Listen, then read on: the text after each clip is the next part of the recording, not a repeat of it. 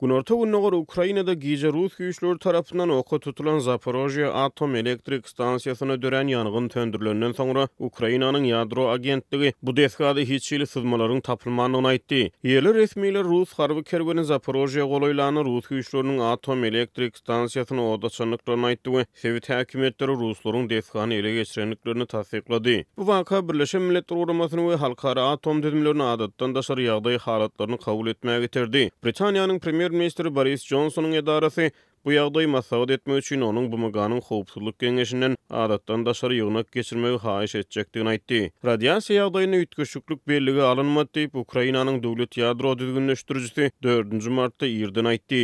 Rus goşunları ulanışdan galan Çernobil atom elektrik stansiýasyny hüjümüň ilkinji gününe ele geçirdi. Döwlet ýadro düzgünleşdirjisi şonu radiasiýa derejesiniň ýoklanmagyna agyr harby tehnikalar zerarly ýokary götürilen radioaktiv tozanyň sebäp bolanyny aýtdy. Bu aralykda 4-nji martda Russiýanyň Ukrainaga garşy amal açyrýan giňerimli çödürşüniň 9-njy gününe Russiýanyň günorta şäherleri edýän güýçli hüjümleri dowam edýär. Paýtaht Kiýewiň demirgalyk etegine bombalanan jaýlardan tüsde ýokary göterilýär. Dnepr derýasyna degişli suw howdanyň ýakasyna ýerleşýän Zaporojye atom elektrik stansiýasy Ýewropadaky iň iri atom elektrik stansiýasy bolup bu desga Ukrainanyň içerik elektrik üpçünçiliginiň 5-den 1-ni öndürýär. BMG'nyň ýadro agentligi 4-nji martda bu ýagdaý bilen baglykda özüniň adatdan daşary ýagdaý merkezini doly hüşgärlik ýagdaýyna geçirendigini aýtdy. ABŞ-nyň energetika sekretary Jennifer Granholm 3-nji martda desgada radiasiýa derejesiniň ýokarlanmagynyň ilkinji alamatlarynyň bolmanyny aýtdy. Bir videoda Zaporojyede 5 bir binada dören ýanygyny görkezilýär. Bu binanyň tälim türgünleşik desgasy bolanyny habar berilýär.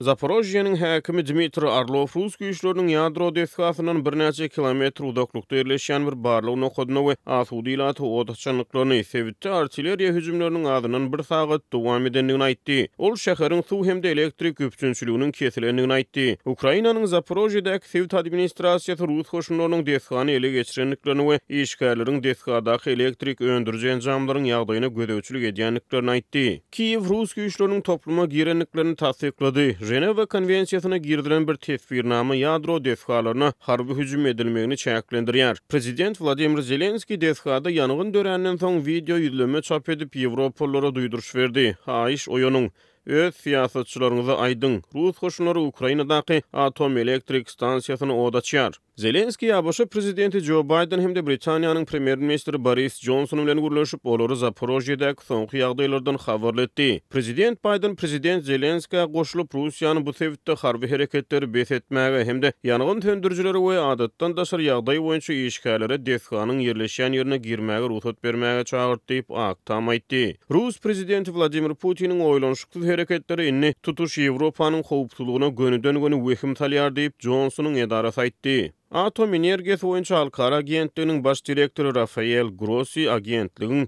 2-nji martda Venada geçiren ýörüýti ýygynyna desgalarda howpsuzlyk üçin etmek üçin we olardaky işgärlere goldaw bermek üçin BMG'nyň ýadro gödäwçisiniň ähli taraplary bilen işleşýändigini aýtdy. Beýleki sebäpler de barýan uruş barada aýdylanan düýün güýje adam ittilerini getiren agyr bomba hüjümlerinden soňra 4-nji martda Ýerden Kiýewiň daşynak Çernihiw şäherine odalan ýaşaýyş jaýlarynyň tütse çökýärdi. Şeýle-de günorta Ukrainadaky şäherlerde Ruslaryň agyr bomba hüjümleri we şäherleriň daşyny gawamak finanşyklary dowam edýär. Ol ýerde Russiýanyň ilkinji gowrümli şäheri Hersony basyp alanyny habar berilýär we görnüşinden Rus güýçleri Gara deňziň strategik kenaryna gödäwçiligi ele geçirmäge çalyşýar. Putin 24 fevralda Ukrainaga garşy giňerimli hüjüme girişeli bäri müňlerçe adam ölenler öýdülýär we barha giňeýän bozgun krizisiniň arasyna milliondan gowrak Ukrainaly günbatara gaçdy.